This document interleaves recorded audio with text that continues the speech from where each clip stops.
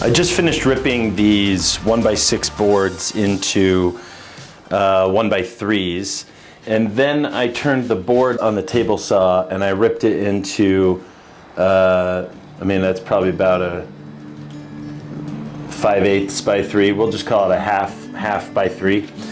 That's not the exact dimensions, obviously, but that's roughly what it is. And so I only had to buy 5 1x6 boards, and I have a whole pile of these now. Let's do the math on that. It was 5 boards, and I cut each of those in half down the middle to make a 1x3, so now it was 10. And then I took those 10 boards and I cut them in half, and so that gives me 20. So I have 20 pieces of trim, which is more than I'll need, and I think it'll look great. All right, now that I have all these cut down to size and sanded, I want the paint to stick to these really well and to not flake off over the years. So I need to get all the sawdust off. And the best way I've found to do that is you just get a Scotch-Brite sponge and just get it wet, damp, and then just wipe the sawdust off. You can see how effective that is. If anybody has a better method, I'd love to hear it. I used to vacuum all these off with like a brush attachment on my shop vac.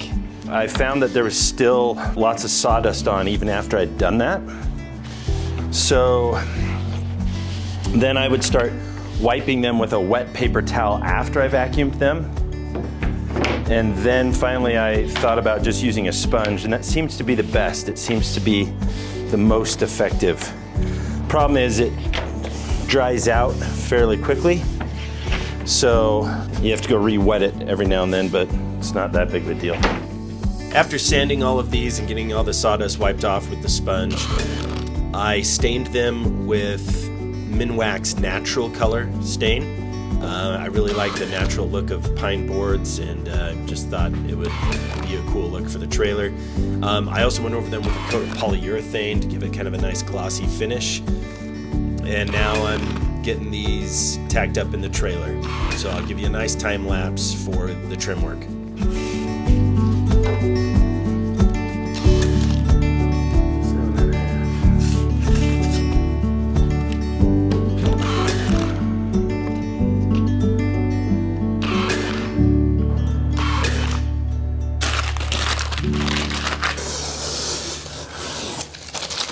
Gorgeous piece.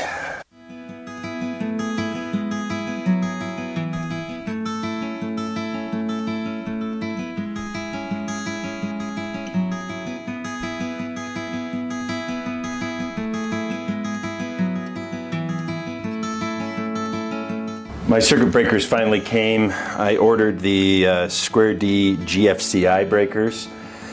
These are more expensive, which is a downside, but they are also safer. I'm a little worried about the amount of power I'm running in this trailer because I don't have a true ground. You are supposed to ground everything electrical to the frame of the trailer, and the trailer obviously sits on rubber wheels, so it's not really grounded that well. A little bit we'll get through, but not really. I mean, rubber is an insulator. So I got these GFCI breakers just to be abundantly safe. You don't need to get the brand that I got. You should match the brand of breakers to the panel that you get. So I got a Square D panel. And to be honest with you, if I had to do it again, I probably wouldn't get the Square D. And that has nothing to do with Square D as a brand. I actually really like Square D. It's my favorite brand, but right now they're just having a lot of problems with product shortages.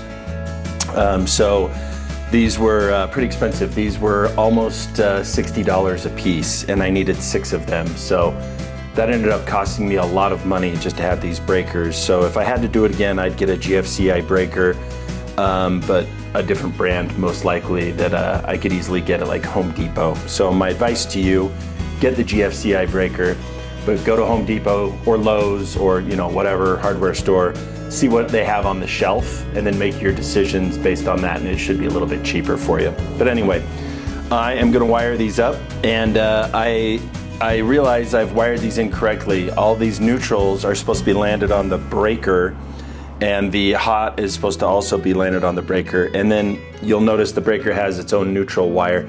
This gets landed on the neutral bar. So I have to do a little bit of rewiring, but nothing too major.